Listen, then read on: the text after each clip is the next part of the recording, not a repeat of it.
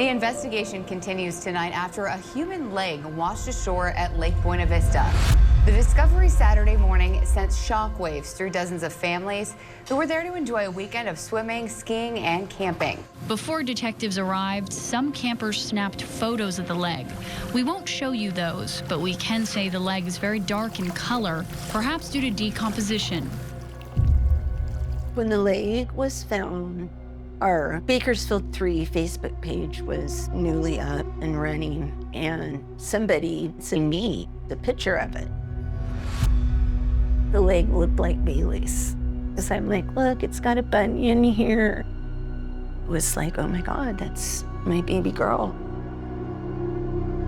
Jane felt pretty strongly that it was Bailey, but I kept thinking, could this be Micah?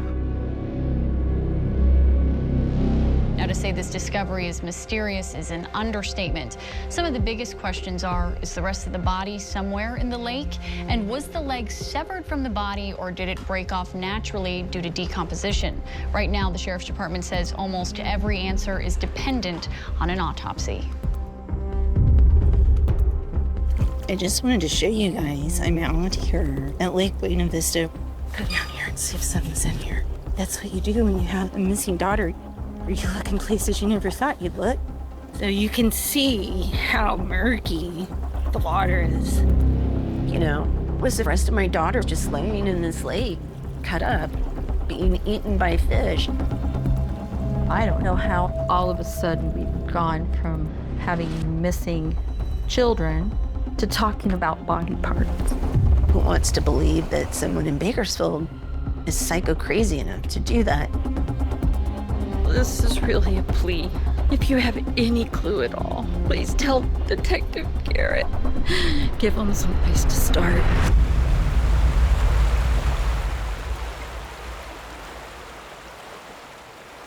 I miss my boo!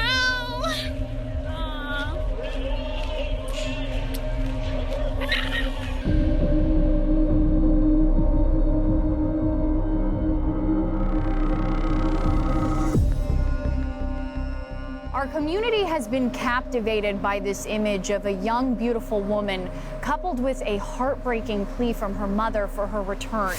Thousands of these flyers have been posted around town, and now as the family of Bailey Despot continues to search for answers, they reflect on the dark and mysterious aspects of her life before she vanished.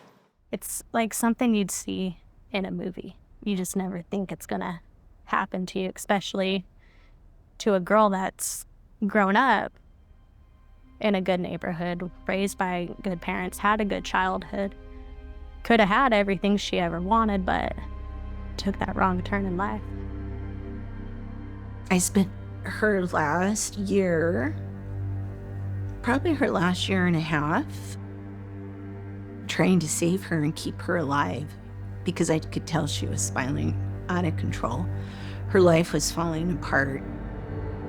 It was spring 2017 that her brief marriage ended. That's when family says Bailey began hanging out with a new crowd and doing drugs. She kind of drifted into the crowd of people that were not doing the best things, you know, partying and all that type of stuff. So she got sucked into that lifestyle, and it changed her as a person a little bit. And that's kind of like what caused us to drift apart a little bit. She had a lot of bad stuff happen to her, starting with her arrest in July for disorderly conduct. And then she was sexually assaulted.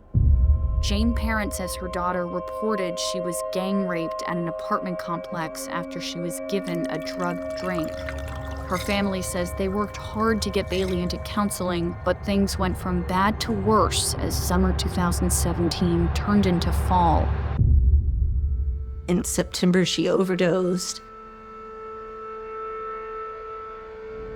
Bailey said, "Mom, I didn't mean to overdose. I just wanted to forget about the assault."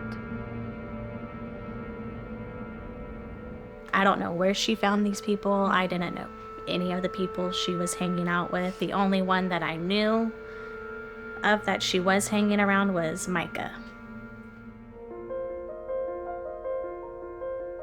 Micah and I met through mutual friends when he was a banker at one of the local banks. So when I met him, he was doing extremely well in life. He was straight and narrow. Micah and Bailey, I found out, were friends when Bailey was spinning out of control. And she always said Micah helped her. Micah would call Ubers to have Bailey picked up from parties or places she didn't want to be at. She was involved with like these really bad people. But the more I tried to help, the more she would push back. And I had a feeling something bad is going to happen to her.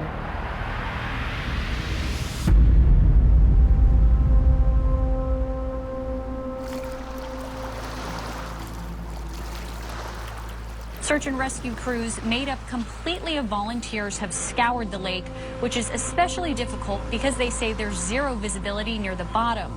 Essentially, they have to use their hands to feel around. It was just so emotional. I was angry and you're frantic and you're searching. And the thought of not ever finding her is horrible. And I want to go get the rest of her. The search this morning was extensive and involved the Tulare County Sheriff's Department. The search ultimately turned up nothing. And as of now, search and rescue deputies say they won't be searching again unless someone calls in with a tip with more specific information.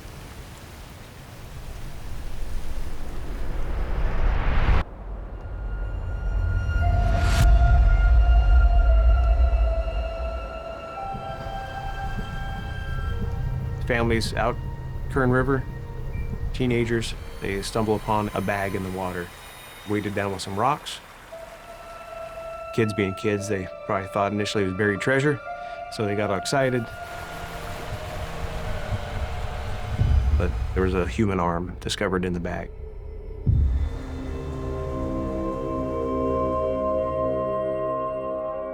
I learned that there had been human remains found in the Kern River near Hart Park. Right, yeah. And I'm pretty sure Olivia called me and told me. Yeah. That was nice to get the heads up before we had to hear it, before it was going to go on the news. For the second time in 3 weeks, human remains have been discovered in a local body of water. This time, the remains were found in the Kern River.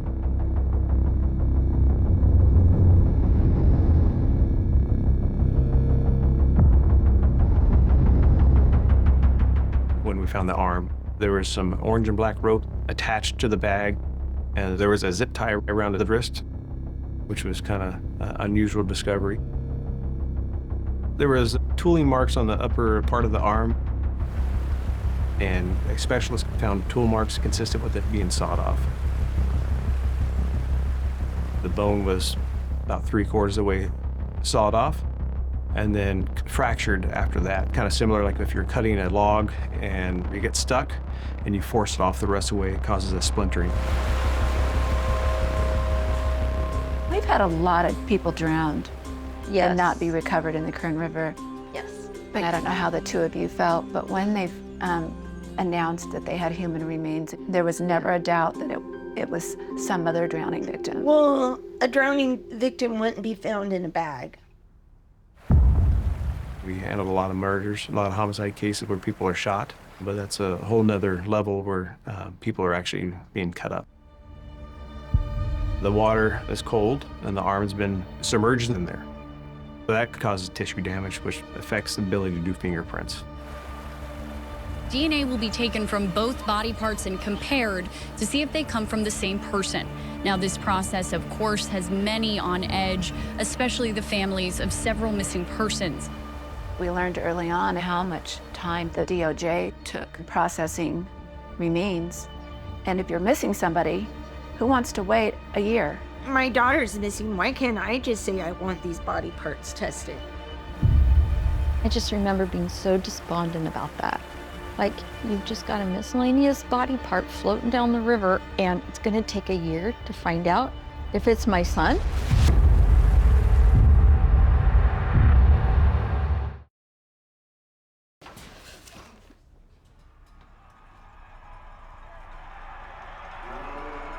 Oh, we went to a lot of football games. He always wanted sleep and money and a new guitar. When Micah was 19, while he was at college, 9/11 happened. And he called us pretty soon after that. And he was like, I'm gonna finish the year out, but then I'm coming home and I'm joining the Navy. And so he did. He enlisted in the Navy. He thought it was cool that he was signing his life away to the military. He was just so proud to serve. He got through boot camp, but then he was sick a lot, and that's where the benign tumor in his throat started growing, and he was very sick and was away at A school, and that's when they decided to release him so that he could go home and have major surgery on his throat. But it devastated him that he wouldn't be able to go on and serve. Maybe 2 months later, but he had a very intense surgical procedure that was very painful, and he came home with pain medication. After his surgery, he decided he wanted to go into banking. He worked his way up as a teller and then went to go work for some very major banks and worked as a stockbroker for years. Got married in 2008. Had a son soon after, and really was his whole world. Family was big too for him. Family was very important. Being a father was very important to him. And then over the years, things began to not go well. Mike and his wife, they were in the process of separating. I mean, you couldn't live with Micah at that point. He was so erratic and so not well. And I think a lot of that was related to Micah having been using prescription pain medication. He started being real fidgety and would go outside and he'd be on the phone and making calls. He'd come back in and then he'd leave again. He'd come back in, and I eventually followed him outside. I'm like, dude, everything good? But then, at the time though, he was going through a divorce, so I was like, okay, well, that's just normal behavior for that kind of thing. But and he didn't tell me anything. He kept it all to himself. Gradually, over time, he seemed a little bit more not himself. The last time I'd seen him, and he just wasn't focused. So I just left him alone. I was like, well, do your thing. You know, that's something you gotta work out, and it's probably none of my business anyway, you know. But I think, like for all of us, I wish I would have asked more questions. He started exchanging good friends and old friends for sketchy people. He was paranoid. If I'd give him a ride somewhere, he would make me turn my phone off. Put your phone on airplane. He would call in the middle of the night, being downtown. I don't know where I am. Somebody's trying to kill me. Come get me. And he came home one day with a story about being kidnapped and put in the trunk of a car and having his legs and hands zip-tied. He had started seeing a psychiatrist, so we were kind of worried that it was something mental health related. we didn't know what was real. Right. What was not real, and it sounded crazy. It was just horrible because we just thought he was losing his mind. And I called our mental health department. I called everybody I could think of. How do we get him help? Something is terribly wrong. And the last person I talked to said, there is nothing we can do because he's an adult. At this point, he had lost his job. He had no insurance. Periodically, he would call and he'd borrow some money. His phone calls and his Text messages kind of started changing tone a little bit. He was just really kind of angry and erratic. His personality at that time, it was really changing. And he was just melting down, and I was begging people for help. I just said, you know what?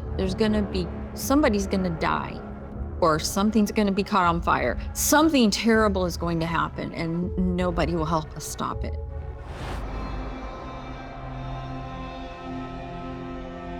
It's difficult as a mom to talk about certain things, but I really didn't know the magnitude of everything James was going through up until the day that he died. He did not want people to know that he was struggling. He didn't want people to know that there was something wrong. James, he had his troubles. He had troubles, and what I mean by troubles, basic stuff as getting fired from a job, being late to work, stuff like that, and most of that stuff's acceptable. He had moved to San Diego, and on his birthday, he was hit by a car, and it shattered his wrist. So he had to go into surgery and have his wrist pinned and wired up. Unfortunately, that was the beginning of his addiction to pain pills. You could just walk into an urgent care and leave with a 30-day script for pain pills. He just had such easy access to them. And I think when things weren't going well in his relationship, that he began leaning on those things, like many people do. As the laws changed, the doctors were not prescribing as many. And James then graduated from, the prescription drug to finding what he could out on the streets. Mike has started making bad decisions, and using painkillers exacerbated it and led to more illicit drugs. And he watched his world fall apart. James wasn't that guy. And up until, the last year and a couple months of his life, I wouldn't say that's who he was, but he had an addiction with drugs. He went from, handsome, 6'4", 6'5", 250, 8-pack, tan, to within a year's time, 100 to 65 pounds. Just not him. Before he was gunned down, I noticed James, hanging out with people that I had never met before. It wasn't his normal people that he had hung out with. He would, meet him outside down on the driveway, and now I know he was probably having someone bring him drugs. 35-year-old Michael Holsenbake had been missing a week when 38-year-old James Kolstad was gunned down in a quiet southwest neighborhood on April 8th. James was driving near Sandstone Lane and Mountain Ridge Road when someone fired into his vehicle. I always felt that James's case of the 3 cases would be the one that was solved first, and that hasn't been the case. I've always felt, specifically with James's case, that nobody wants to talk. A lot of people were very fearful for their life, didn't want to get caught up into something. It's hard knowing that there's a killer on the loose and thinking of the safety of our, of other people in our community. For Jane Parent, each of the last 100 days has started the same way. She wakes up and posts flyers of her missing daughter. This is what I do when I feel like I'm going crazy. I go hang flyers. Whether she's alive or dead, I just want my daughter. I just need to have her home. And as if the agonizing search and constant wondering of what happened to Bailey isn't enough, now Bailey's mother is dealing with someone seemingly trying to make finding answers a little bit harder. In a Rosedale neighborhood, someone took down her flyers, replacing them with new flyers and greasing utility poles to prevent Jane from putting them back up.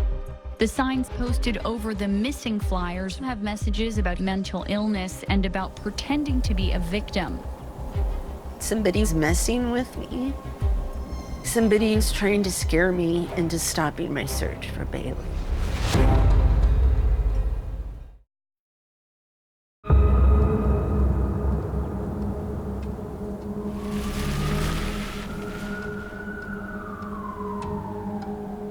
Kern County is on pace for a record number of homicides this year. Victims' families continue to struggle to keep their loved ones' cases a priority as new cases pile up. It felt like when you turned on the news, there were so many more murders every day. You can't imagine your detective having enough time to devote to your case, let alone all the new cases that are coming in. We needed more eyes, more ears. You know, we felt like our detective needed some help. We formed our nonprofit, and we found some things that were broken that needed to be fixed for the next family coming along, and we just decided to channel some of our grief into trying to help fix some of these things. The DNA results were taking a very long time, in our opinion. So we needed to do something to try and speed that up. We were very outspoken. We were advocating in the news. The mothers behind the Bakersfield 3, they're rallying to bring awareness to a large number of unsolved Kern cases and the lack of resources, they say. The Board of Supervisors have discretionary funds that they can help out with. You know, James died in April, and then since then, if you watch the news, we've had a lot of more senseless murders. And so he's going down and down in the pile. Our purpose here today is to ask the board for discretionary funds to be allotted to the secret witness program, because if nobody's going to talk to the police, then our best bet is through secret witness. And one of the main things is waiting on DNA for all these months later. You know, it shouldn't take months to find out if an arm or a leg is your daughter or your son.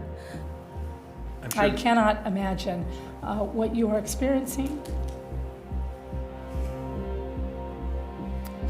Thank you for being here.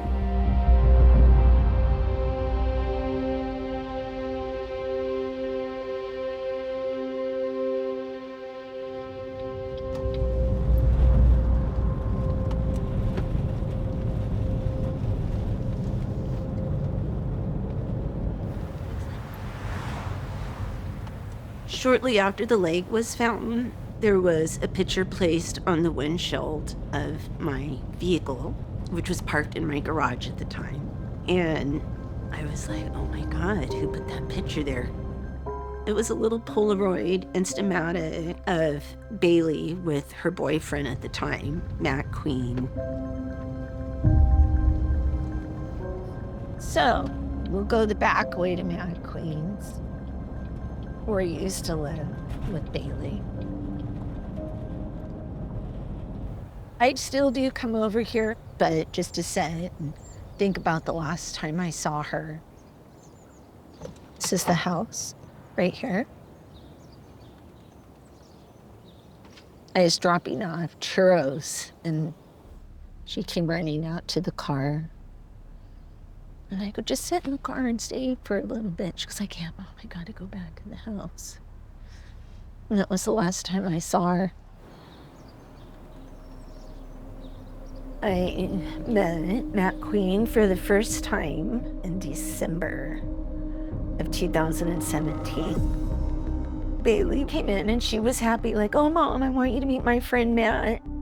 They'd rode over on his motorcycle. And he sat down and took his helmet off. And I'm looking at him thinking, oh my God, he's a 40-year-old man. What's he doing with my daughter? I could tell he's not good. Matthew Queen had criminal cases in San Diego. They ultimately did a 6, 7, 8-year prison stint for a kidnapping and a shooting that occurred. And then was released, I think 2013, 2014 or so, and moved to Bakersfield, California. Matthew Queen was a compelling character from my point of view as a reporter, because he was a husband and father. He had a nice home, he had a good job. He was studying to be an electrician. He was an apprentice. But he also had a fondness of firearms. He made firearms. There was at least one occasion or more that I could prove that he sold firearms. Okay, during the day, he's a dad and an electrician, but then at night, is he going in his garage and building these assault rifles? He told me numerous times he wanted to talk to me. He wanted to share information with me, but he always said I wasn't quite the right fit, that the story was too big for me.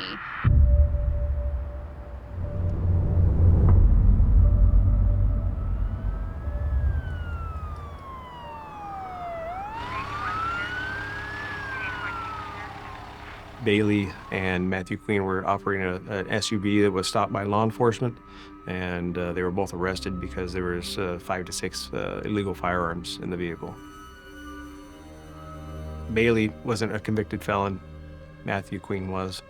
So earlier on in that investigation, Bailey was trying to take blame for all those firearms and basically saying it's, hey, those are mine, not his, because she's not really going to face much time versus him. There's a lot more charges that could be leveled against him because he's a convicted felon.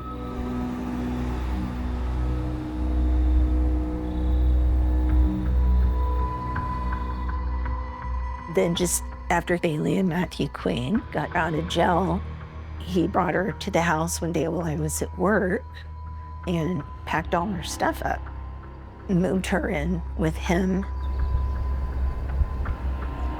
That in itself was a weird dynamic because he lived at this residence with his kids, his ex-wife, his mother, now Bailey.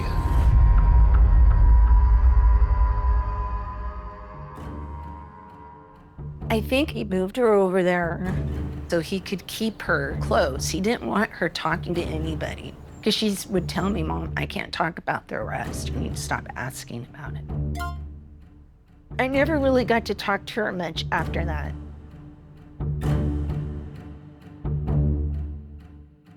She couldn't come see me. She could barely talk to me. He got her in his grasp and didn't let her go.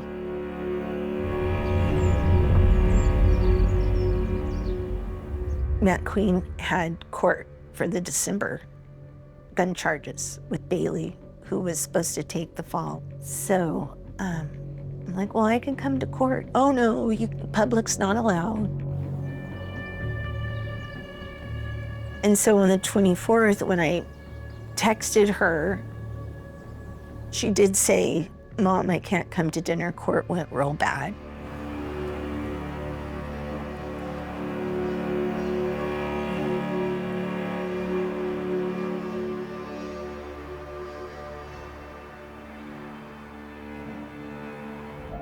And I even went over there later that night with the pie as an excuse to, see Bailey. And Matt Queen's oldest son, who was in high school, answered the door. I said, is Bailey here? The son said that she wasn't there. I go, where'd she go? And he goes, I don't know. My dad just said she left. And so the next day I was like, okay, something's not right. Even if we had an argument, she would always call me. I was texting, I was calling, I wasn't getting anything. Everything went silent.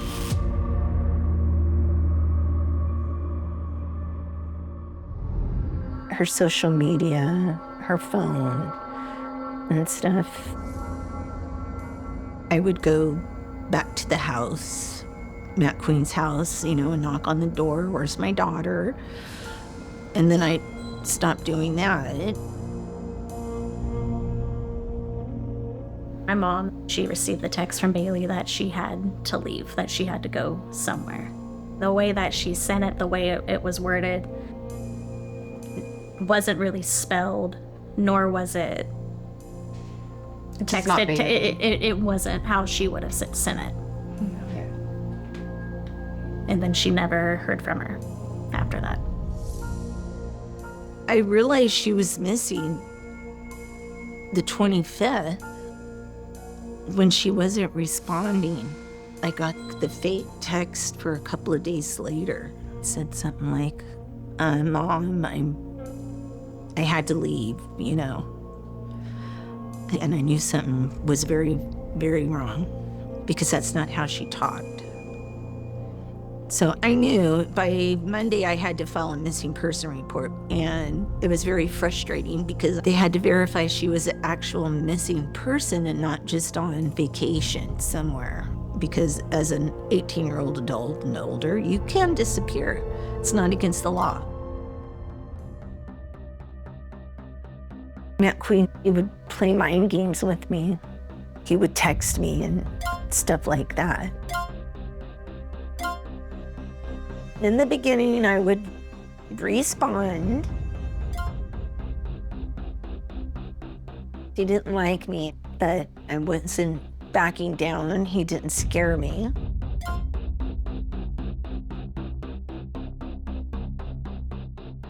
Matthew Queen has always maintained that when Bailey left his house, that he did not know exactly where she was going. All he knew was she was leaving. Matthew Queen often voiced on social media that basically Jane was barking up the wrong tree, that she was falsely accusing him. I tried to talk to Matthew Queen several times, and he usually would shut down or discontinue talking with me after 10, 15 minutes. Matt Queen. We'd already heard that name. That's this guy who's making these weird comments to Jane. She was very convinced that he was the person we needed to be looking for. And then Lance is like, I think Micah told me about him.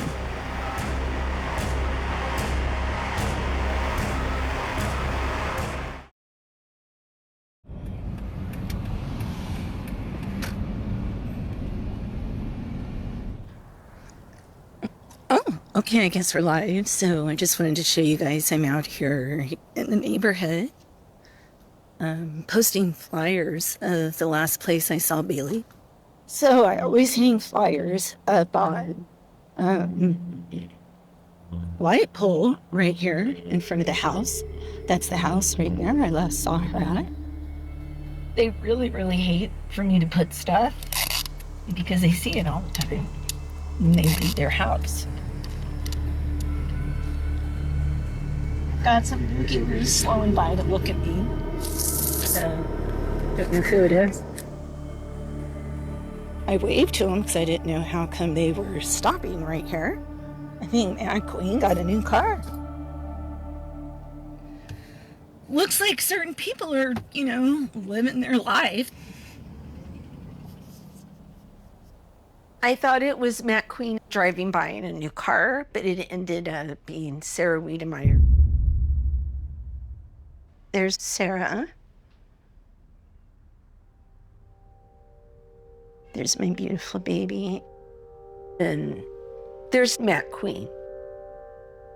Sarah Wiedemeyer and Bailey went to junior high school and high school together.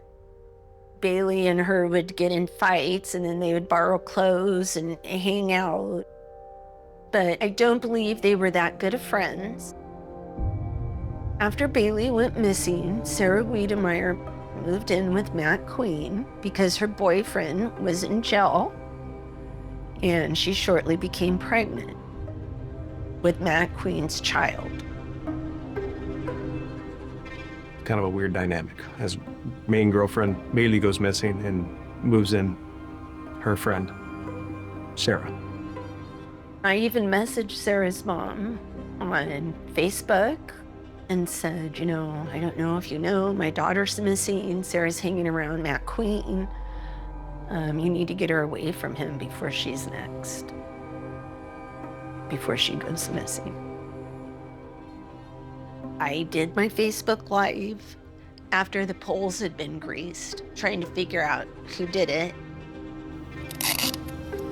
Let me just slap these up real fast. Headed back over to my car because here they come.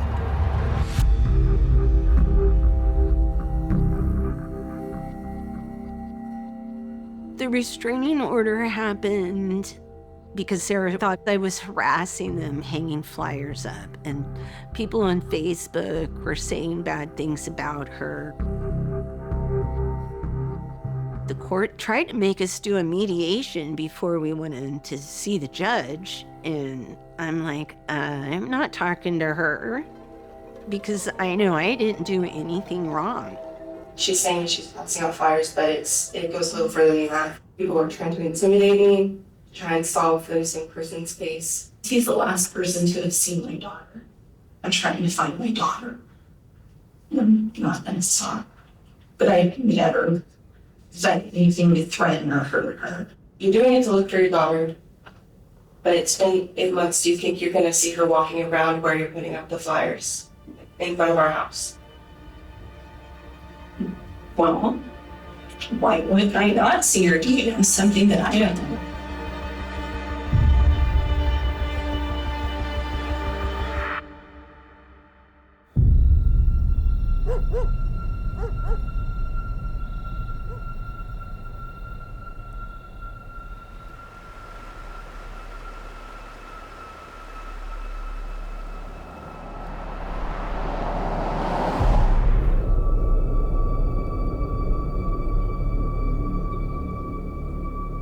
We were just desperate to find someone to tell us whose parts were ours. We couldn't hardly function not knowing. They told us, well, it can be a year to a year and a half before they can have the ID, the DNA done. The DNA is what's holding up the investigation. I am so thankful that you saw that article, Cheryl.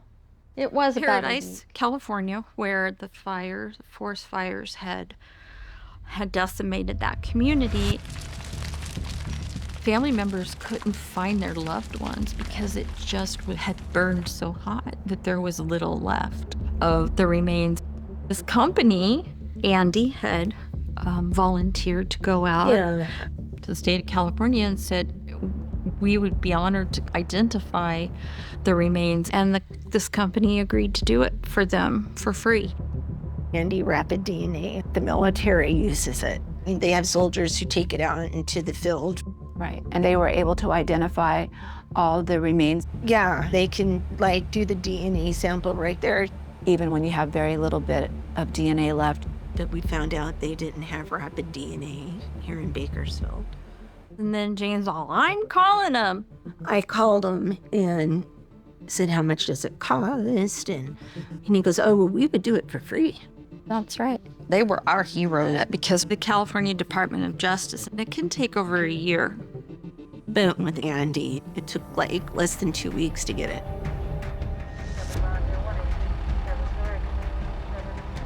It was in December when we got the official DNA profile, at which point we had a meeting with the moms. And so that we knew that it was one. It was either Bailey or Micah. It was one of these two remains. I remember sitting at my house. Di was there, my mom was there, my sister. The coroner was there to tell us, the chief of police, the detectives. We pulled up and there were so many cars at Jane's house. It was like everybody and their neighbor was there. Oh, it was horrible. You can brace yourself when you're, okay, this is what it's gonna be. The meeting with the three of us moms, it was very difficult. It was difficult for Cheryl and it was difficult for Jane. Obviously, that's not an easy meeting to have.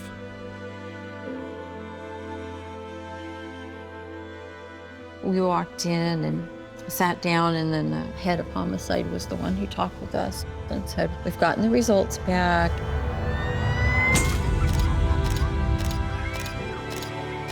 They told us that the leg didn't match either of us, but the arm Mama loves you. matched my DNA.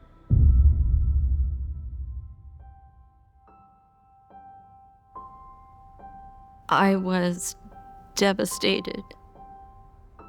That piece that defined him as part of me proved that he was dead. It's hard to explain, but I've never been the same. I couldn't imagine. I mean, I I know where my son is. You know, he wanted to be cremated and I have his ashes. But I couldn't imagine only having his arm. And for Jane, you know, she was devastated. She didn't know where else to look for Bailey. You know, she thought that was, you know, she was going to have a piece of her daughter too. And so it was hard. I was devastated that it wasn't my daughter because I thought I had found her. You know, she was in the lake and I was going to get to bring her home. And her story can be told.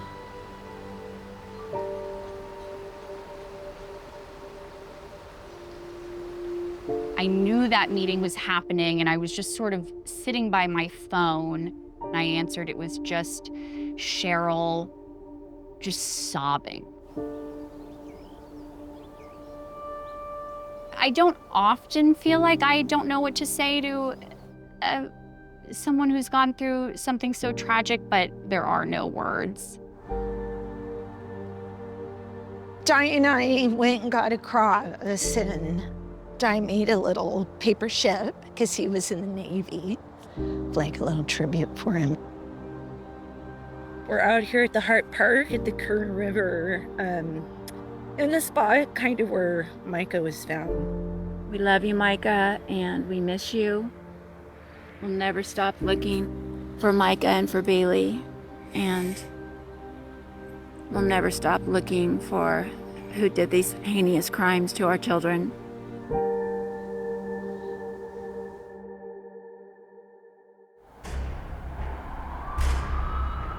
For investigating Micah's case as a missing person, but then when we found the arm and it was a match, obviously we knew there was something more sinister afoot. That coroner concluded that it was an injury that would not have been survivable and would not have done himself or by accident. So they listed it death by homicide. The Bakersfield Police Department agreed to take on both Micah's homicide case and Bailey's case. Of course, Chad already had James's case, so he became the custodian of all three of our cases.